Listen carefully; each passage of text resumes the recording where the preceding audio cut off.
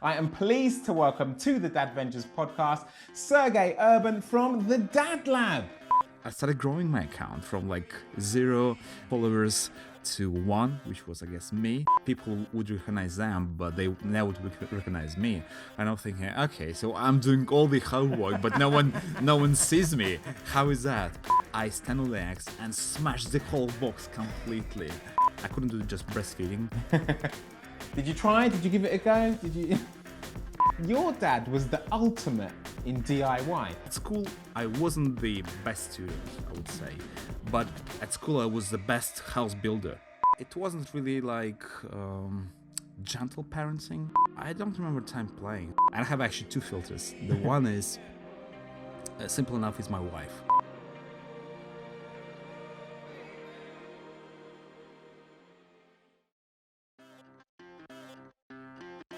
Welcome to the Dadvengers Podcast, sponsored by Tonka, because being tough is all about getting out and playing. I'm Nigel Clarke, TV presenter and performer, and I'm also host of this wonderful podcast where we explore different aspects of parenting and hone in on the dad point of view. And mums, grandparents, carers, we want you involved in the conversation too. So let's talk, let's laugh, let's share the things we find difficult and become the type of dads we really want to be. Today's guest turned his hobby of science experiments with his children into a full-time job after becoming a viral sensation overnight. Now his videos have over 1 billion views on YouTube, and he's working hard to share educational toys and science experiments with kids. I am pleased to welcome to the Dadvengers Podcast, Sergei Urban from TheDadLab. Yeah, hello everyone. Hey, look, so glad that you could be here and join us, and we're going to have a great chat. Yeah, I'm really excited. Thank you for inviting me over. Yeah, no, I had to invite you over. As a fellow dad who's out there doing it and representing, I really wanted to find out a little bit more about what makes your family tick, about what makes your business tick. So yeah, I'm looking forward to finding out some stuff. So the TheDadLab, for those who don't know, let's say 4 or 5 years ago, it wasn't what it is now. Yeah, I started about 5 years ago.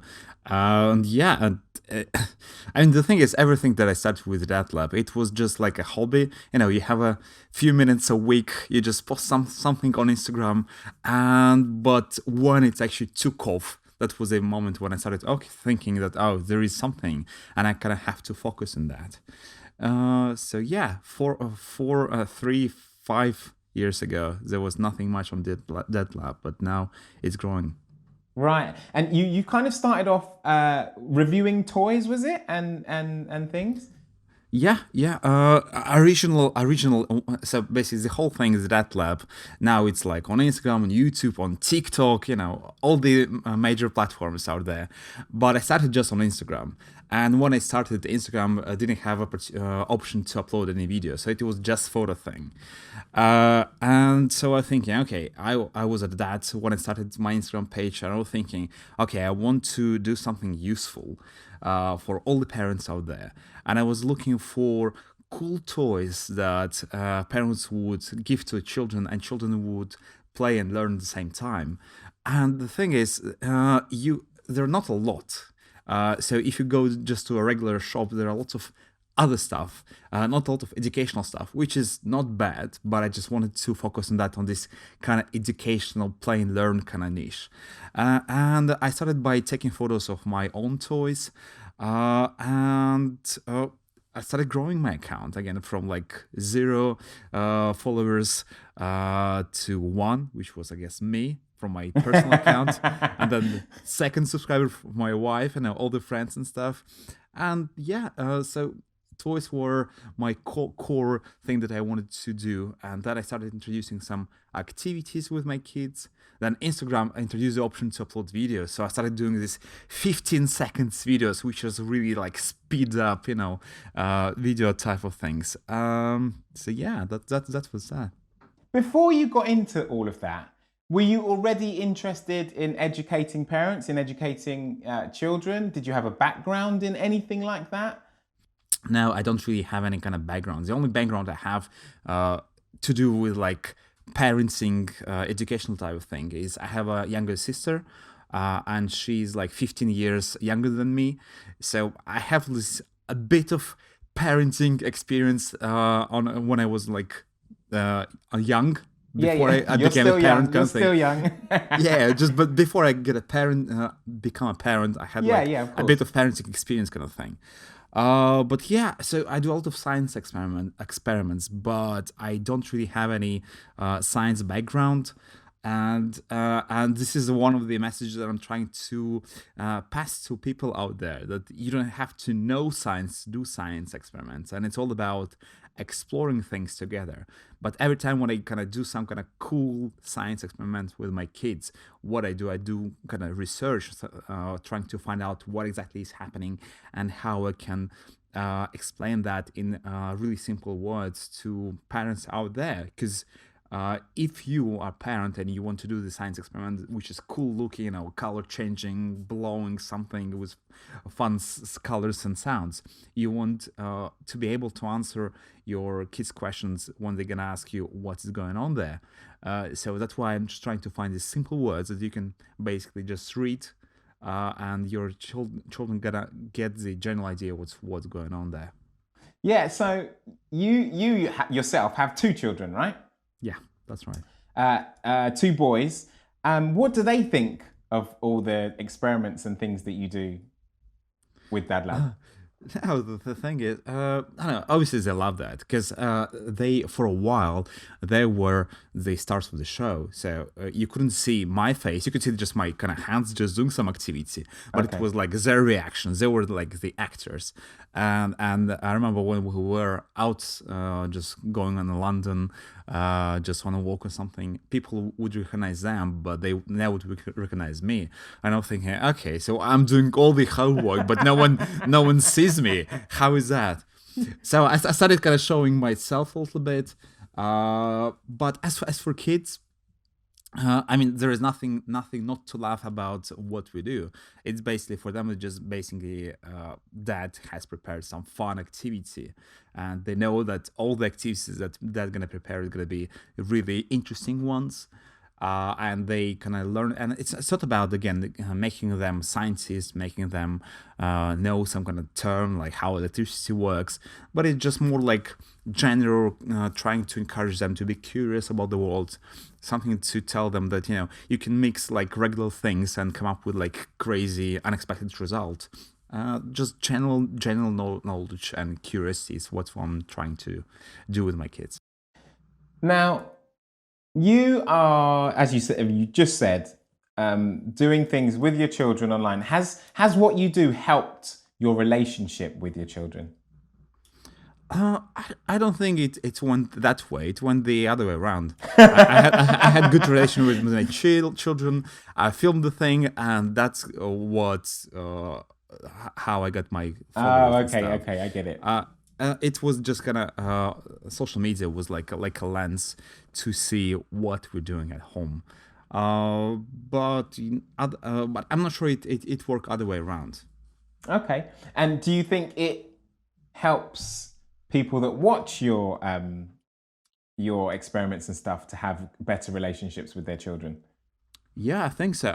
Obviously, a lot of children, a lot of parents are different. But I post so many kind of ideas that from time to time, you'll find the idea that you want to try. And that's what I'm trying to do at the DadLab. Try to come up with really simple activities that you can do without any knowledge, special equipment, something that you just grab from your, I don't know, kitchen cupboard or freezer, or just something lying around the house, and you just put a few things together and come up with great fun activity for the kids. And if you are just passive Instagram scroller and you find some cool activity saying, okay, I'll save it, but you never come back to it to actually do it. The cool thing about that lab, some activities are simple enough that you don't really need, after you watch the video, you don't really need to go back because it's already there in your mind. And if one day you think, okay, here's an egg and here is, I don't know, vinegar. You know what to do and how to make that exciting. Because it's what I do too. I'm just kind of trying to get a lot of kind of ideas in my head. But when I'm, on a spot, my kid's saying, okay, let's do some kind of science experiment, let's do some kind of project. I'm just looking around, and when I see something that matches the idea that I had, we're just trying to make it into a project. Right, what we're going to do now is we're going to come away from DadLab a bit, because I'd love to find out a little bit more about your family life, family history and stuff. So you've got 2 boys, as we said. What are they like? So the cool thing about my boys, everyone should know about them, that they are actually born the same day, 2 years apart. So it's always a joined birthday and one. So the last one that we had just here in April. So first joined. They turned 7 and 9 the same day. But think about all the horoscope. You think that they're gonna be like the same people, but they're like completely different people. I love different stuff, completely different personalities. Everything is different. So now my youngest, he's really actually into science, and you're thinking, obviously it's a TheDadLab that does a lot of science experiments, so kids are into science. My older one, on the other hand, is completely, he loves his science, but it's not his like first choice. He loves books, he loves words, he loves writing, he loves reading, so he's just going that direction. Meaning that, we parents, we do everything that we can to make that, life easier for him, just giving them everything that we can, but they still choose their own path and their own passions. So yeah, my boys are great. And again, having cute kids, especially the very beginning of the TheDadLab, definitely helped me to get more followers. Do you see yourself in them now?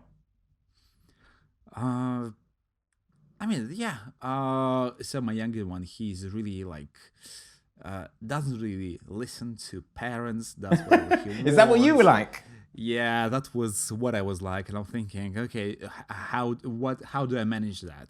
And I'm thinking, it's just genes. You can't do anything about it. You just live your life and just protect your kids. And just as long as they're safe, you're fine. But knowing that you were like that, it must give you an advantage on maybe how to deal with it a little bit, or because maybe look, you've just said it's not about fighting it. You kind of have to just let it happen and be there as a parent. You think that's from knowing and having experienced like that yourself? No, I think there's like parenting, every parent, whatever book you read, whatever advice you get, you just learn on your own kind of mistakes in your own life. Because, when you're having a first child, you're thinking, okay, you figured it all out. But second child, the whole thing, the whole fear just trembles, because none of that, of your own advice, of your own experience, none of that works anymore. So you have to figure out another thing that works for your second child.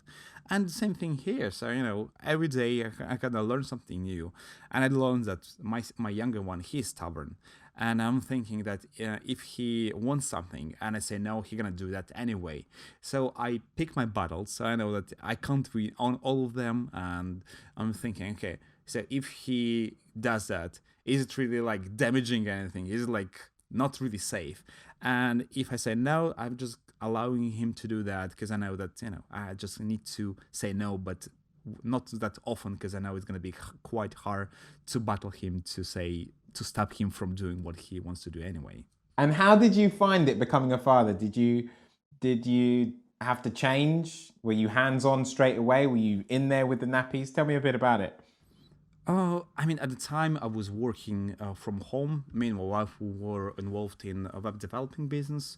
So basically just making websites, managing websites, different websites of our own. And it basically meant that we could decide how many hours a day we want to spend or not to spend on work.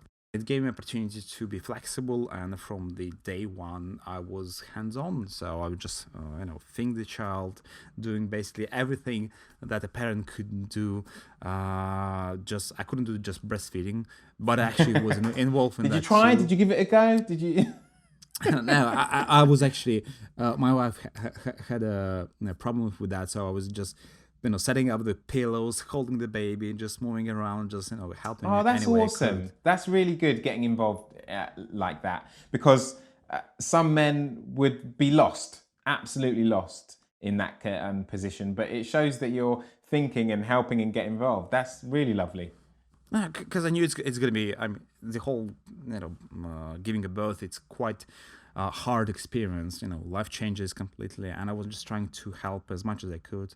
I was waking up at night and just feeding some formula as well, because we were just mixing milk here and there.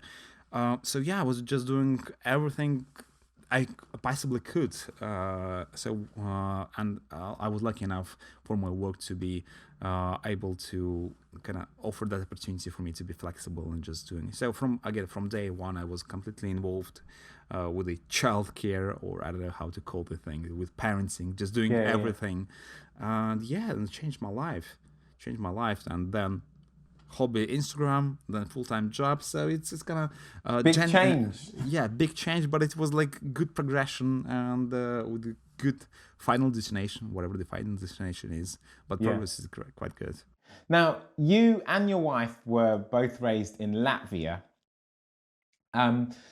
What do you think the main differences are for children growing up in the UK here now and growing up in Latvia when you grew up? I'm lucky enough to say that I think that our school, both of the schools that my boys go to, are actually quite diverse, and I think it's important. It's our new reality. Everywhere you go, people are from different cultures, so you do need to know them, so that they are people not just like you, but different skin color, different beliefs.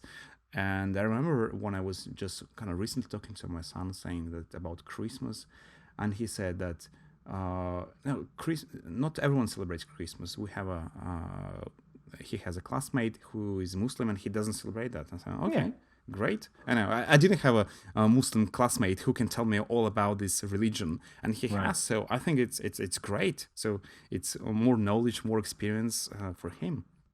What was your relationship like with your dad? My childhood was something like coming home from school and doing some kind of physical work, I would say. I remember when I was quite young, probably around like 7-year-old, my parents decided to buy a piece of land, and the idea was, okay, let's just build a house out there. And we didn't have enough money to to pay for builders and to get the materials, so we were just doing everything like hands-on. And obviously having like two boys, it's not brainer. You're gonna use their kind of skills or strength to do stuff. And basically I remember the first stage of the building was to make those building blocks. Simple enough, make building blocks. And basically I was coming from school and just going to the basement to start my mixing machine, just throwing in some water, cement, or some kind of sand, and just pouring the whole thing into forms to make those blocks. And the whole winter we would just do those blocks and move them to this land when in the summer. So hold on, you were literally making bricks. You were making your own bricks. Yeah, but it's big not ones. Small bricks, but big ones, bricks, like blocks. I know. So just physically, because there was not a lot of information at that time, but my dad found some kind of, I guess, magazine with some DIY instructions how to make that happen. And wait, hold on. So wait, your dad was the ultimate in DIY. He was building a whole house from scratch, from nothing, with you guys. Yeah. I know he's still he knows a lot of stuff like how to fix a car. So he is a welder. So I have some experience welding as well. So yeah, he was ultimate DIY person. Now the TheDadLab makes so much more sense. You've come from a background of like, okay, let's try this, let's do this, So the whole fact that you didn't train in science, but then you got stuck in and you got involved, that makes so much sense now. Yeah, but again, coming back to this, life and finding the balance. I was doing this home building and I was doing this school. So at school, I wasn't the best student, I would say, but at school I was the best house builder. The same thing at home. If we're talking, I was not the great at house building, but I was like the smartest. Coming back from the school thing, I was the smartest one from house builders. So I was always something. So generally, I would say that I know a lot of things about a lot of stuff, but not being like really good at one specific stuff. It's like manager, I guess, who need to know lots of stuff, but not being very specific about this thing. But yeah, I mean, the thing is, we turn out differently. So I have a older brother, and he's really like hands-on. So he fixes cars and he builds a house, and he's all that my dad was. But I went like a different direction. But yeah, from my childhood, I know how things are done. It's not something that I do at home. I don't, paint walls, fix things. But I guess I could if I needed to. That's really, really, really cool. So your brother's more like your dad, but I'd like to know if you've taken any of your dad's parenting styles that you may have seen him do with you, and do you use, or is there any knowledge or anything that you've brought through to your parenting now? I know, the thing is, it wasn't really like gentle parenting, I would say, because with all the building involved, just wake up and just go and work. So that was simple enough. So I was just taking, when I was forming, I guess, my parenting style, I was just making sure that I'm more, again, gentle, just listen to the child. Yeah. So I guess, so there was less play from your dad. You didn't get to play as much. I don't remember time playing. Okay, maybe before we started building stuff. Maybe we played then. Before you started the house. Yeah, because the thing with the house was, because again, being not professional in things, we would never finish one thing. So it would say, okay, let's finish the house, which is now 4x4. So we kind of started finishing that, and then thinking, okay, we need some extension. So we started building the extension, even though we haven't finished the house. Then we think, okay, we actually need the garage. So we started doing the garage, even though we haven't finished our extension. So it was like never-ending project. So there was nothing like, okay, we're gonna finish building house this summer, and next summer we're gonna go to the beach and do nothing. It was always building. When did you actually finish the house? How long did it take? No, we haven't. And the fact was we actually started building the different house, a different location, and that wasn't finished. So we have 2 unfinished houses in Latvia. We are so happy to have Tonka as our sponsor this series. Basic Fun's Tonka collection is packed full of fun vehicles for kids who want to get out and get tough with their toys. So dads, you've got no excuse. Grab that mighty steel classic truck. It's time to head to the sandpit for some tough play. You guys, you mentioned at the start, you get recognized here and there when you go out. And now, do you get recognized as well as the kids? Yeah, now I do, yeah. Were you ever worried about posting bits about your life online and whether that could come back to you in a negative way? I mean, the thing is, I have this filter, and I have actually 2 filters. The one is simple enough, is my wife, and I'm thinking, okay, can I post it or not? And it's like an extra person who looks at the same content and could have completely different kind of opinion. And it's always good because, you can't kind of brainstorm or negotiate with yourself. It's good to have like extra brain to borrow to look at the things. So she's one of the sensors that look at my content. Nice. The other thing that I do, I'm thinking, okay, so here is a post that I post now, like photo, text, whatever, video. And I'm thinking, if my kids, like in 20 years time, look back at this post, what they gonna feel? Will they gonna be ashamed of the thing, or will be proud to be part of the TheDadLab? Yeah. Now, you are absolutely huge on all the platforms that you've mentioned, but it all kicked off with one video. You had one that went viral overnight. Tell us about that.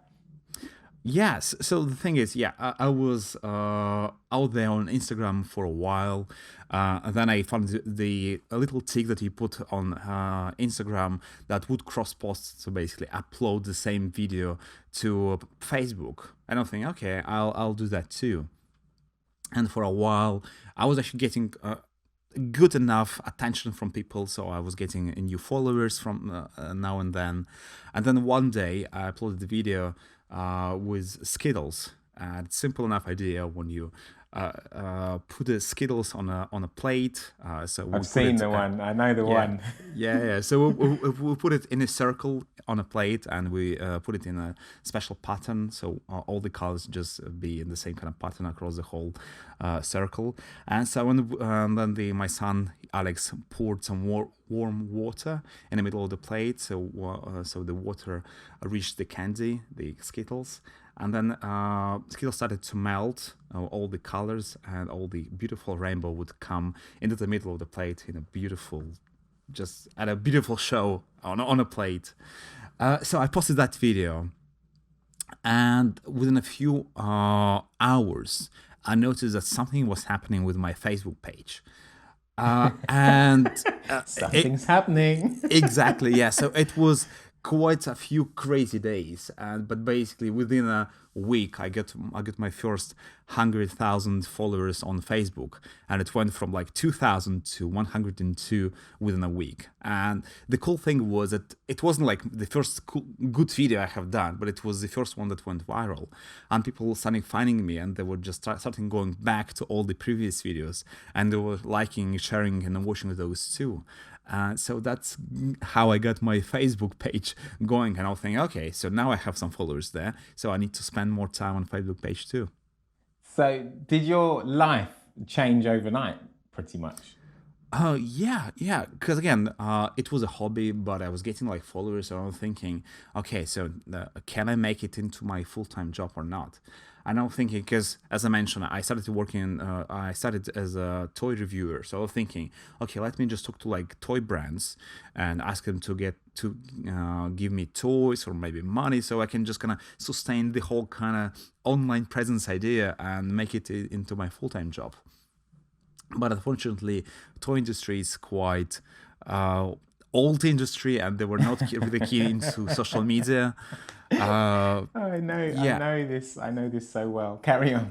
Yeah. And then I found out that basically to work with brands and to get some money, you need an agent. So I was looking around, just basically Googling agent for like Instagrammers, send messages to whatever pages pop up on my Google search, and had a couple of interviews with people. I decided to go with one. And when the agent appeared, that was the time when they told me how to do the whole thing. They helped me with finding new companies to work with and to manage all the contracts and stuff. And that was the moment when it turned to be my full-time job. So yeah, generally, and it happened all about the same time, the viral video and the agent and getting the full-time job from what I do online. Nice, really, really good. Now, you've taken that from strength to strength, and you've got a book out, haven't you, at the moment? Tell us about the book. Yeah, that's. I mean, the thing is, it's like we were talking about the Instagram page. I'm thinking, did I have any goals?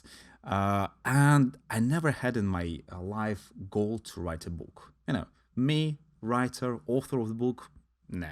So when I get email from an agent, literacy agent, oh, hello Sergei, love your TheDadLab page. I'm thinking there is a book. Let's just meet up, let's have a call and just talk about it. I just ignored this message. I mean, me, author, not gonna happen. But lady was persistent. So it took her about like 6 months to convince me to write a book.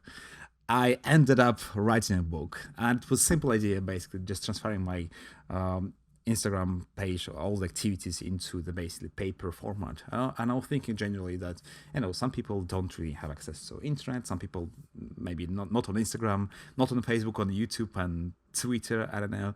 So maybe a book is a new way for me to inspire more parents to spend quality time with their kids. So I done the book, and it turned out to be quite good. I mean, from time to time, I actually come back to the book and think, okay, what can we do? Because we have like 40 activities. So I have British edition, which we have like 40 activities to do with your kids, and it includes like science explanation, again, bit by bit, really simple words explaining everything, and it's a simple instruction for everyone to follow. And as I said, sometimes I just come back to it because I'm not a scientist, and from time to time I just need to remind myself what's actually going on there, and especially if I need to answer questions for the kids. But from that, so I released a book in UK and Australia. It was a contract like that, and then I found a publisher in America, one of the biggest one out there. So I have adapted my book, so it became 50 activities rather than 40, so just 10 Extra 10. Exactly, yeah. And that's actually was quite an interesting experience because they flew me over to New York, and it was actually my first time in America ever. Wow. So that was a great experience.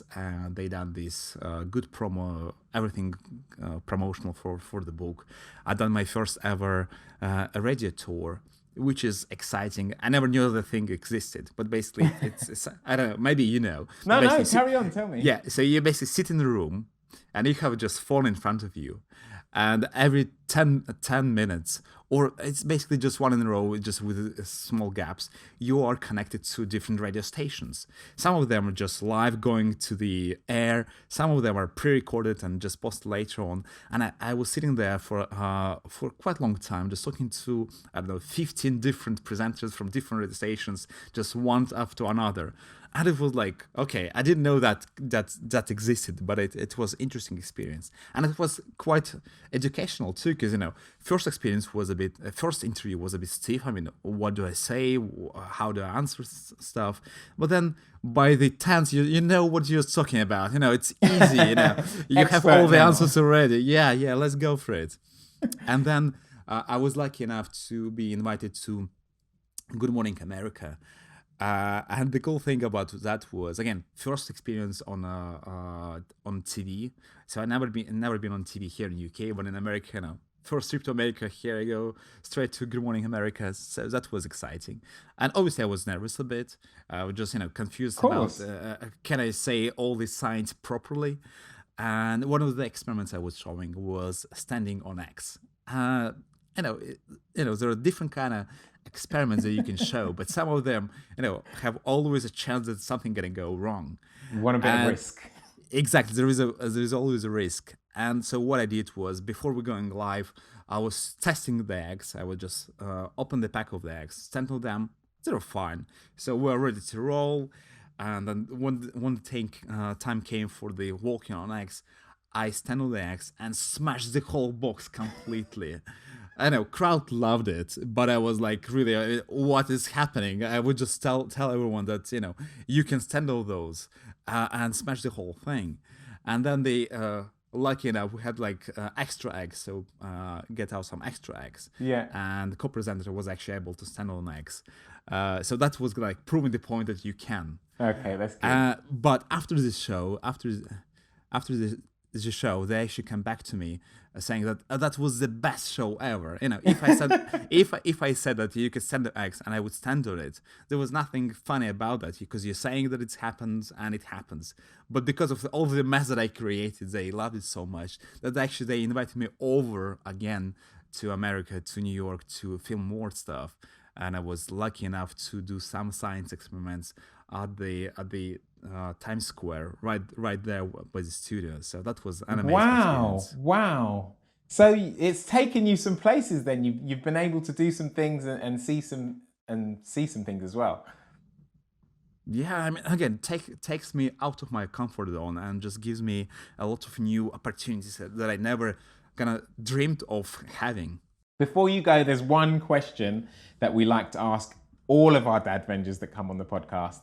So it is this: if you could have one dad superpower, what would it be and why? One dad superpower. Yeah. If I had the power to put my kid asleep really quickly. I guess it's not about putting them asleep. It's more about getting them ready for the bed thing, you know. So it's like, okay, now you're at bed, so they're at bed, and I'm happy to sit down, just talk to them, about their day. And But it's lovely. brushing the teeth and getting the pajamas on, and it's go like, upstairs. We've got to go and do. it's like crazy. It takes a while. But the only trick that I have is I'm using that, or I'm using their desire not to go to bed by substituting it to the fact that. So basically, I'm saying, if you don't want to go to bed, you can just get ready. You can get whatever book you want, and you could read for longer. And as long as you read, you're okay not to go sleep. But when you finish, you have to sleep. And it's actually kind of encouraged my kids to read more, because they don't want to go sleep. But they're happy to kind of read to make sure they stay away from bed. So that's worked quite well. And now my both boys are really into books, so that's worked well. That's really, really good. I remember my son finding the book that turned him around, and now I've caught him late at night. If I've put him to bed before, like, let's say he goes to bed at 10, I've put him to bed at 10, and he'll be 11:30. He'll be up reading. He'll be like, I couldn't get to sleep, so I started reading a book. And it's like, wait, hold on. It's really cool that you're reading a book, but you probably should have just tried to go to sleep. But yeah, no, it's amazing that they read. It's a beautiful thing. I'm a massive advocate for kids and reading. So yeah, you're doing a good thing there, definitely. Sergei, time is up. But it's been so amazing talking to you. Thank you once again for coming along and chatting. Yeah, thank you. I love this conversation. Sharing, parenting, that's great. Yeah, thank you very much. Thank you. Take care. How interesting was that? Sergei was building a family home as a teenager, and now he's built a career that makes him one of the coolest dads around. If you haven't checked out some of his experiments, do it. They're a great opportunity to bond with your kids. Thank you so much for listening, and if you have time, leave us a review. We'd love to hear what you thought of this episode or of the series as a whole. And don't forget, you can subscribe or follow using your preferred podcast platform to be first to hear the episodes. If you'd like to find out more about Dadvengers, head to dadvengers.com, where you can find out more information about our live chats, about our meetups, quizzes, blog posts, and more. This has been the Dadvengers Podcast, sponsored by Tonka, because being tough is all about getting out and playing.